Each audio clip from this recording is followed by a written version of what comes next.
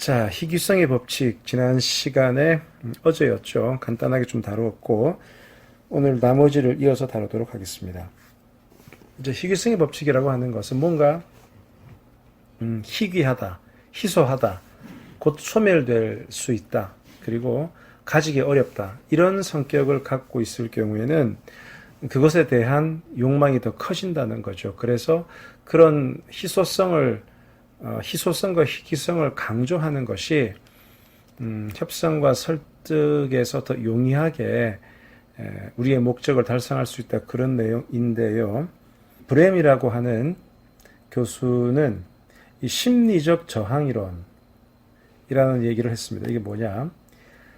어떤 대상에 대해서 선택의 자유가 제한되거나 위협당하게 되면 그 자유를 유지하기 위한 동기가 유발되어 우리는 그 자유를 이전보다 더욱더 강렬하게 원하게 된다. 쉽게 말하면 이거 하지 마라 그러면 더 하고 싶어진다 라는 건데요. 바로 이런 심리도 희귀성의 법칙과 연관이 됩니다. 자, 3살배기 어린아이들에게 이런 심리를 해봤답니다. 어린아이들은 2개의 매우 매력적인 장난감이 놓여있는 실험실로 안내가 되었어요. 2개의 장난감은 투명한 방풍용 유리를 사이에 두고 나란히 놓여 있었는데 유리의 높이는 실험의 상태에 따라 달랐습니다. 어떤 어린아이들에게는 그 유리의 높이가 30cm에 불과해서 그들이 유리 위로 손을 뻗쳐서 건너편에 있는 장난감을 얼마든지 만질 수 있었지만 또 어떤 아이들에게는 그 유리의 높이가 60cm나 되어서 유리벽을 이렇게 돌아서 건너편으로 움직이지 않고서는 손만 뻗어가지고는 장난감을 만질 수가 없었습니다. 연구자들은 이렇게 30cm 유리의 높이와 60cm 유리 이 2가지를 놓고 어린아이들이 어떤 장난감을 먼저 접촉하는가에 대해서 관심을 가졌습니다. 실험의 결과는 아주 분명했습니다.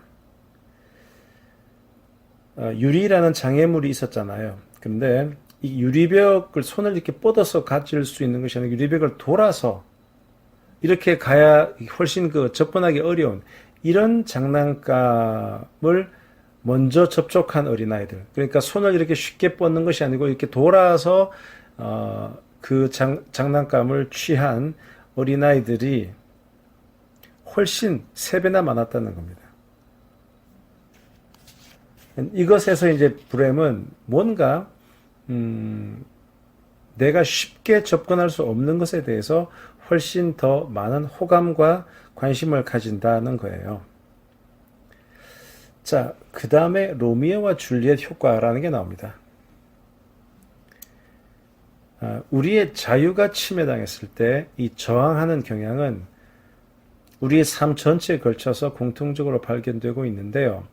특히 청소년 시기에 이런 현상이 많이 발견된다고 합니다. 이 청소년에 대한 부모의 압력, 압박, 하지마! 이렇게 하면 안 돼. 이런 금지 효과가 오히려 부메랑이 되어서 돌아오는 이런 부메랑 효과를 낸다는 것을 좀 더 쉬운 얘기로 로미오와 줄리엣 효과, 로미오 앤 줄리엣 이펙트라는 설명을 하고 있네요. 자, 우리가 잘 알고 있듯이 이 셰익스피어의 로미오와 줄리엣은 2 가문이 있어요. 몬테규 가문과 캐플렛 가문. 몬테규 가문이 로미오, 캐플렛 가문이 줄리엣인데 이 2 집안은 상당히 오래전부터 뿌리 깊은 반목이 있었어요. 우연히 알게 된 로미오와 줄리엣 둘이 좀 호감을 가지려고 했더니 뭐야? 양가 집안은 거의 원수지간이에요. 그래서 2 사람이 친해진다는 그런 조짐을 알고 그들 사이를 떼어놓으려고 양가의 어른들이 집요한 압력을 가합니다. 그러자 어떻게 됩니까? 로미오와 줄리엣은 끝내 거기에 굴복하지 않고 비극적인 죽음을 통해서 저승에서 마침내 하나가 되었죠. 어린 청소년들은 어찌하여 그처럼 단시간에 죽음도 두려워하지 않는 맹목적인 사랑에 빠질 수 있었을까요? 낭만주의자들은 이렇게 얘기를 하겠죠. 그 사람들이, 그들이 아마 천생연분이었기 때문에 그럴 거야. 하지만 사회과학자들은 조금 다르게 대답합니다. 사회과학자들은 둘이 그렇게 갑자기 죽고 못 사는 사이가 된 것은 아마도 그들의 사랑에 대한 부모의 간섭과 그에 대한 심리적 저항 때문이었다는 겁니다. 로미오와 줄리엣의 사랑이 처음부터 그렇게 뜨겁지는 않았을 거예요. 근데 양가의 반발이 계속되자 그들의 사랑은 오히려 더욱 뜨겁게 활활 타올라서 마침내 죽음에까지 치닫게 된 겁니다. 이 양가 집안에 이런 치열한 반대가 없었더라면 그들의 사랑은 한 줌의 풋내기 사랑으로 끝나지 않았을까, 이런 분석이 가능하겠죠. 그래서 금지하면 더 하고 싶어진다는 것이 인간의 기본적인 심리입니다. 이것과 관련해서 여러 가지 재미있는 얘기들을 좀 하고 있는데요. 갑작스런 희귀성이 혁명의 원인이 되기도 한다. 혁명.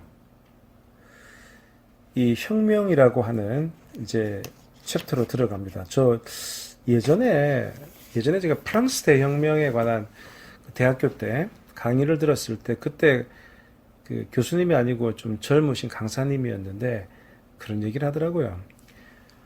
프랑스 대혁명은 무언가 귀족들의 그 제3신분이라 그러죠. 좀 그 평민들, 귀족들이 제3신분인 평민들을 너무나 압박했기 때문에 그 압박에 대한 반발, 저항으로서 생겨났다라고 생각하기 쉬운데 아니라는 겁니다. 그래서 그게 무슨 얘기지? 그랬더니 예전에는 그 농노, 정말 그 봉건 시대 때 농노로서 정말 힘든 삶을 살았었는데 조금씩 사회가 개방화되면서 예전에 제3신분에 있던 사람들이 뭔가 파워를 가지고 뭔가를 누리기 시작했다는 거예요. 그래서 그런 걸 뭔가 누리기 시작했다가 갑자기 다시 그것을 빼앗으려고 하니까 그것에 대한 저항 때문에 프랑스 대혁명이 일어났다. 그래서 그때 그 강사님이 하시려는 말씀 포인트는 그거였어요. 아예 처음부터 제3신분들에게 예전 그 봉건 시대 농노와 같이 자유를 제한하고 제대로 권리를 주지 않았더라면 이 사람들은 혁명도 안 일으켰을 것인데 뭔가 맛을 보여주었다가 그것을 빼앗으려고 하니 이렇게 줬다가 빼앗으려고 하는 그것만큼 사람들이 열받는 게 없다. 차라리 처음부터 주지를 말든가. 그래서 줬다가 빼앗은 것 때문에 프랑스 대혁명이 일어났다라는 그 얘기를 제가 대학교 2학년 때 그 서양문화사 시간에 교양 과목으로 듣고 그게 꽤나 좀 와닿았었거든요. 아, 그럴 수도 있겠구나. 그런데 그거와 똑같은 얘기를 제가 이 설득의 심리학에서 발견을 했습니다. 자, 이런 거예요. 이 데이비스라는 사람이 있는데요. 이 사람은 혁명이 발생한 시기를 연구하다가 우연의 일치를 발견했습니다. 즉, 혁명은 경제적인 또 사회적인 상황이 호전되고 있다가, 즉, 잘 나가고 있다가 갑작스럽게 악화되는 시점에서 가장 많이 발생하더라. 따라서 혁명을 일으키는 혁명의 주체 세력은 계속 전통적으로 억압받아온 사람들이 아니고 오히려 뭔가 좋아져서 호전되는, 뭔가 나아지는 경제적, 사회적 상황에 의해서 보다 나은 삶의 맛을 조금이라도 경험해 본 사람들이다 라고 데이비스라는 학자는 주장했습니다. 자, 이것을 츄얼리니 교수는 희귀성의 법칙과 한번 연관지어서 설명을 하면 이렇게 되는 거죠. 이들은 뭔가 지금 나아지고 있는 거예요. 나아져서 이렇게 그 혜택을 일부분 누리고 있다가 그것이 갑자기 불가능해지니까, 막혀버리니까 이전의 혜택을 회복하려는 욕구가 더욱 강하게 일어서 궁극적으로 대중폭력도 마다치 않았다는 거 아닌가, 이렇게 보는 건데요.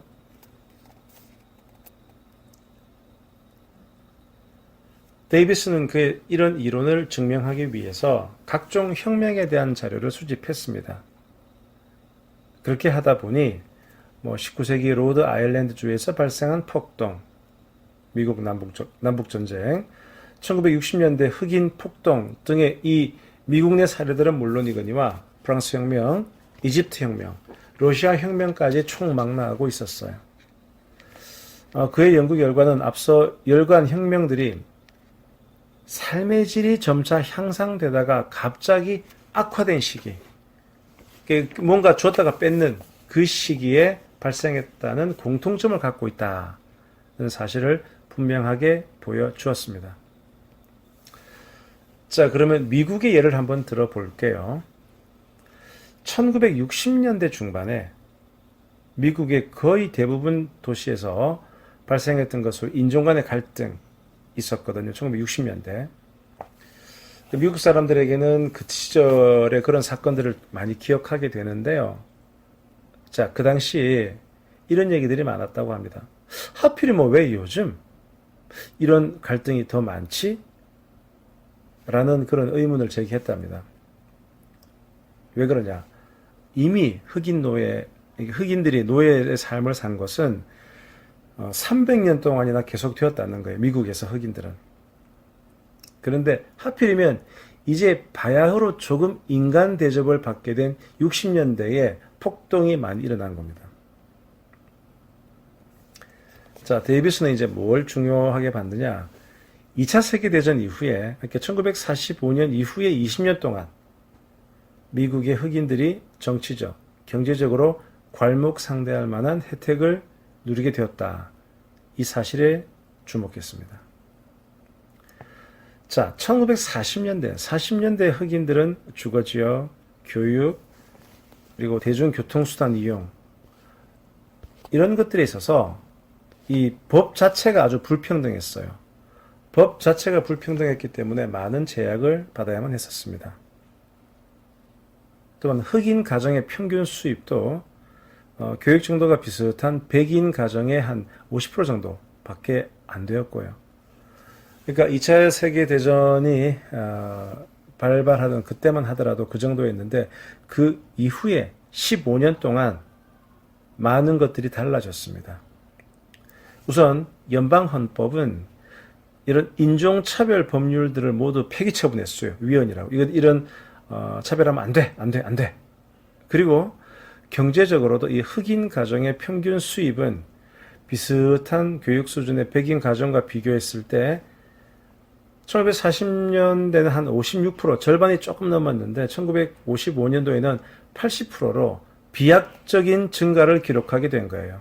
그만큼 잘 살게 되었다는 거죠.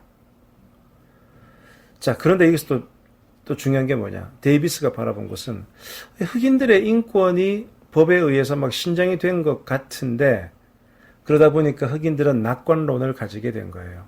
그런데 사실 현실은 또 그렇게까지 빨리 다가오지 않았죠. 그 과정에서 심각한 좌절을 경험하게 된 것입니다. 왜냐, 법률은 막 바뀌어가지고 뭔가를 할 수 있을 것처럼 기대를 줬는데 실제로는 흑인들은 주거 지역, 직장, 그리고 학교에서 여전히 차별 대우를 받게 된 거예요. 자, 그래서 이제 흑인들은 더 이상 참지 못하게 된 겁니다.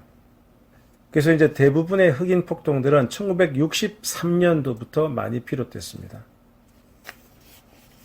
그러니까 찰진 교수는 이렇게 얘기하는 거죠. 미국의 흑인들도 그들의 인권이 전혀 존중받지 못할 때는 잠잠하고 있다가 약간의 인권 신장 경향이 주춤거리자, 그러니까 인권 신장이 쭉 되다가 그게 주춤거리자 그에 대한 거센 반발로 폭동을 일으킨 거예요.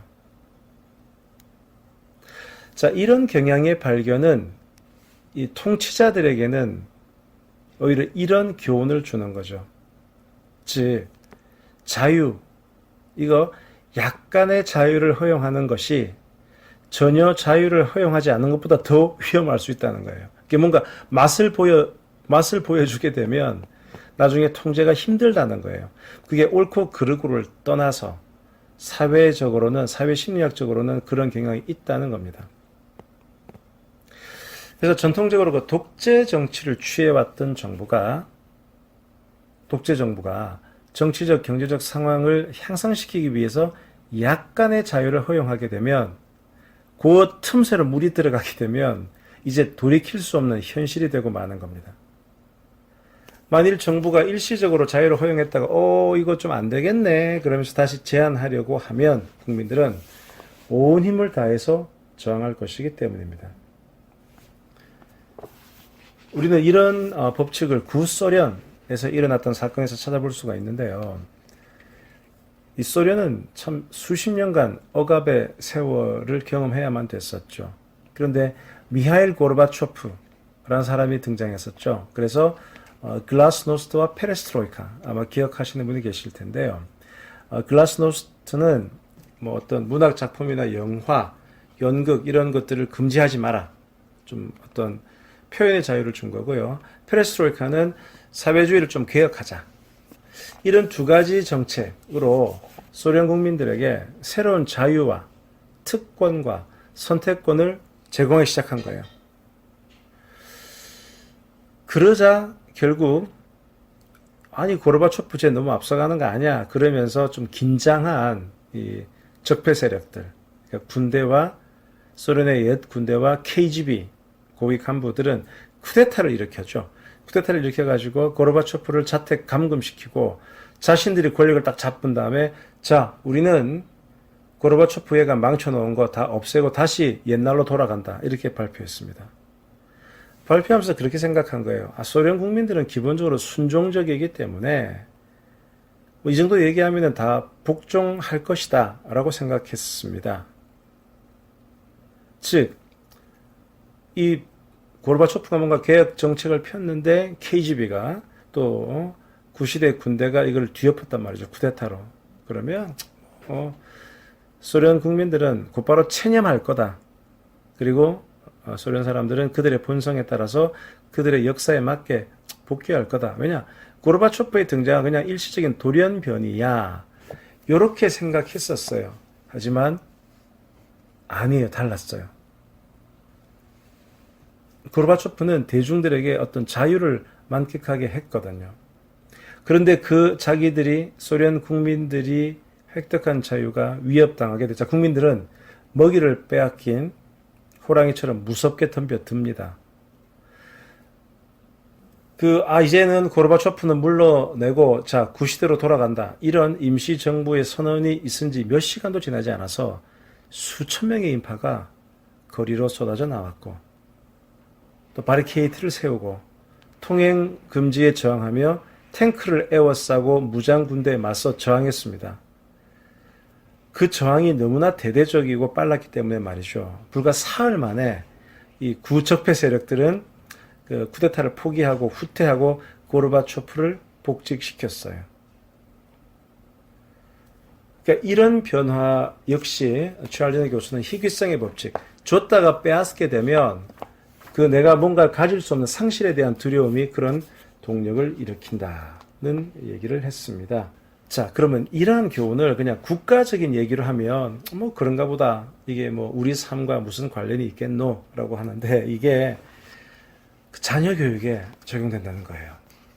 즉, 일관성 없이 자녀에게 뭔가 특권을 허용하거나 또는 뭔가 예외를 적용시켜서 풀어준 이런 부모들은 자녀의 버릇을 나쁘게 만들기 십상이다. 이렇게 보는 거예요. 예를 들어서 식사 시간 중간에 가끔은 간식을 먹지 못하게 했다가 또 어떨 때는 간식을 먹게 해준다. 이게 좀 일관성이 없으면 사실 그 상황을 어떻게 분석할 수 있느냐. 그 부모는 이미 자녀에게 가끔씩 그 간식을 먹을 수 있는 자유를 허락한 거거든요. 그런데 그 이후에 이거 안 되겠어. 다시 규칙을 강화하는 거예요. 그러면서 간식 먹지 마. 이렇게 되면 그 아이는 자신이 아예 갖지 못했던 권리가 아쉬워서가 아니고 이미 뭔가 내가 갖고 있었는데 내가 간식을 먹을 수 있는 간헐적인 권리가 있었는데 이것이 사라졌다는 이유로 심하게 반발하게 됩니다. 여기서 중요한 말씀을 드릴 거예요. 일관성 없이 자녀를 교육하는 부모가 반항적인 아이를 배출해낸다는 학자들의 연구 결과가 많습니다.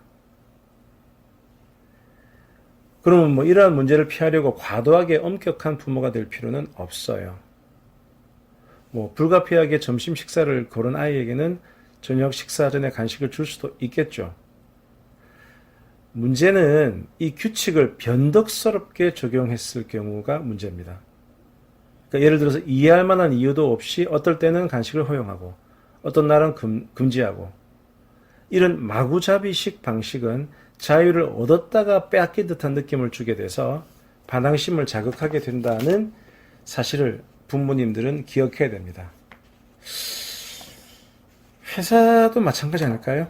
그러니까 회사에서 사장님들이 직원들을 대할 때도 일관성 없이 잘해주다가 못해주다가 잘해주다가 못해주다가 그렇게 되면 이 잘해준 것이 기준이 되어서 못해주었을 때 내가 가진 것을 빼앗긴다라는 그런 상실감을 갖게 될 것이고 그것은 희귀성의 법칙에 따르면 상당히 안 좋은 거죠.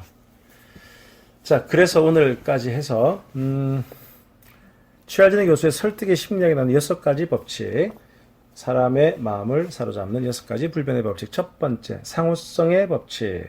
두 번째, 일관성의 법칙. 세 번째, 사회적 증거의 법칙. 네 번째, 호감의 법칙. 다섯 번째, 권위의 법칙. 여섯 번째, 희귀성의 법칙을 살펴봤습니다. 자, 여러분들께 조금이나마 도움이 되기를 바라고요. 자, 이렇게 설득의 심리학을 마쳤고 그 다음 책은 스튜어트 다이아몬드 교수의 어떻게 원하는 것을 얻는가. 이 책이 보면 제일 앞에 이런 문구가 있네요. 20년 연속 와튼스쿨 최고 인기 강의. 이 스튜어트 다이아몬드 교수의 소개를 보면 이러네요. 와튼스쿨 MBA, 하버드 로스쿨을 졸업했고 뉴욕 타임스 기자로 일할 당시 퓰리처상을 수상하며 승승장구했지만 곧 변호사와 컨설턴트로 활동하며 협상 전문가로 더 큰 명성을 얻었다. 그는 모교인 와튼스쿨에서 20여 년간 협상 코스를 강의했다. 그의 협상 코스는 20년 연속 와튼스쿨 최고 인기 강의로 선정되었으며 학생들은 치열한 경쟁도 마다하지 않고 이 전설적 강의를 듣기 위해서 노력했다. 지금도 전 세계에 열망이 있는 사람들은 그의 워크숍에 참석하기 위해서 미국행 티켓을 산다. 또 이런 설명이 있네요. 와튼스쿨 학생들 사이에서는 다이아몬드 교수의 강의는 그 어떤 배움보다도 가치 있는 것으로 통한다. 매년 800명 이상 입학하는 학생 수에 비해 인기가 높은 강의가 한정된 관계로 학교 측은 경매 시스템을 도입했다. 우선 입학과 동시에 5,000포인트를 받고 이를 듣고 싶은 과목에 투자하는 형식이다. 학생들 사이에 이런 수업 경매에서 20년 연속 가장 큰 인기를 누린 전설적 강의가 바로 다이아몬드 교수의 협상 코스다. 3라운드로 진행되는 경매에서 그의 강의는 거의 1라운드에서 마감되는데 보통 다른 강의들은 100에서 500포인트면 신청이 가능하지만 그의 강의만은 10,000포인트 넘게 걸어야 할 정도로 인기가 높다. 자, 이 정도 나오면 이제 상당히 뭔가 이 강의에 관심이 있겠죠. 자, 그래서 오늘은 이분의 그 스튜어트 다이아몬드 책의 제일 앞에 들어가는 글, 서문까지 읽어 드릴게요. 이제 스튜어트 다이아몬드가 쓴 겁니다. 이 책은 누구나 원하는 것을 얻을 수 있다는 긍정의 메시지를 담고 있다. 나는 이 책을 읽는 독자들의 삶에 실질적인 도움을 주기 위해 이 책을 썼다. 단언컨대 누구든지 어떤 성격의 소유자든지 책 속의 내용을 충실히 익힌다면 상대가 누구라도 훌륭한 협상가가 될 수 있다. 지금까지 20여 년 동안 강의를 해오면서 학생들의 협상 능력이 일취월장하는 모습을 숱하게 확인했다. 내가 가르치는 방법론은 되게 일반적인 통념에 어긋나는 경우가 많아 자칫 고개가 갸우뚱해질 수도 있다. 하지만 학생들이 직접 경험한 수많은 성공 사례를 본다면 저절로 고개가 끄덕여질 것이다. 이 책에 실린 방법들은 무엇보다 어렵지 않고 쉬우며 단순하다. 그리고 효율적이다. 기존의 협상법들은 합리적으로 설득하고 강압적으로 밀어붙이며 파업과 같은 극단적인 방법을 쓰는 것을 강조한다. 하지만 현실에서 이와 같은 방법들이 제대로 효력을 발휘하는 것은 드물다. 진짜 협상법은 명확한 목표를 가지고 상대방의 마음을 이해하며 상대의 머릿속 그림을 그리고 상황에 맞게 점진적으로 접근하는 대처 방법을 말한다. 나의 학생들은 상대가 공격적인 반응을 보여도 당황하거나 화내지 않고 상대방의 입장을 존중하는 태도를 보인다. 대립과 반목을 피하면서 상호 협력을 추구하며 상대가 한 말을 활용해 원하는 것을 얻어낸다. 이 책의 목적은 일상적으로 활용할 수 있는 협상법을 제시해서 원하는 것을 얻는 데 있다. 그러므로 자신에게 가장 적합한 방법을 골라서 온전히 자기 것으로 만드는 과정을 거쳐야 할 것이다. 이 책에서 소개하는 모든 이야기는 나의 학생들이 직접 경험한 것이다. 나는 그들의 성공담 혹은 실패담이 모두에게 협상에 대한 흥미로운 자극을 불러일으키길 바라고 있다. 책에서 소개한 내 협상법은 여러 번의 시행착오를 거치면서 직접 그 효과를 확인했으므로 전적으로 신뢰해도 좋다. 다만 모든 방법들을 한 번만 시도해봐서는 곤란하다. 한 가지 방법을 먼저 시도하고 문제가 생기면 문제점을 개선한 후에 다른 방법을 추가하라. 이를 연습할 시간은 평생토록 많고 많으니 결코 조급해할 필요는 없다. 끝으로 위와 같은 시도를 하면서 겪는 이야기들을 내게 들려준다면 더할 나위 없이 기쁘겠다. 선생이라 그런지 이 책을 읽은 학생들이 이 배운 내용을 어떻게 활용하는지 너무 궁금하다. 내 궁금증을 해소시켜주고 싶다면 홈페이지 www.gettingmore.com에 들어와서 글을 남기면 된다. 끝으로 부디 독자들이 이 책을 통해 일상생활에서 원하는 것을 얻었으면 한다. 필라델피아 하버포드에서 스튜어트 다이아몬드. 그래요. 제가 이 책 예전에 보고 참 감명 깊게 읽었고 실제 아주 현실적인 솔루션들을 준다는 점에서 제가 높은 점수를 주는 책입니다. 이 책 한번 다음 주부터 좀 깊게 파고 들어가 보죠.